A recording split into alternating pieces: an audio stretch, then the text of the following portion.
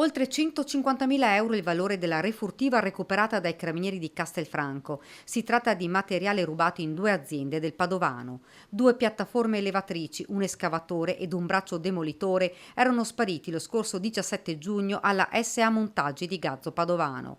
Ed ancora un escavatore idraulico, una macchina operatrice semovente e una benna miscelatrice per il calcestruzzo era il bottino di un colpo messo a segno qualche giorno fa in un cantiere dell'azienda edile Parolin Costruzioni Generali a Piazzola sul Brenta, materiale che è stato trovato dai carabinieri nell'area esterna di un'azienda dismessa nella zona industriale di Via dell'Artigianato, là in Imaglia, a Castelfranco. Sono stati i militari durante un controllo a notare i macchinari fermi, poi l'accertamento attraverso i numeri di matricola che hanno consentito di risalire alla provenienza. Secondo gli investigatori, molto probabilmente la refurtiva era stata sistemata nella zona dai ladri, che poi sarebbero tornati a recuperarla in un secondo momento.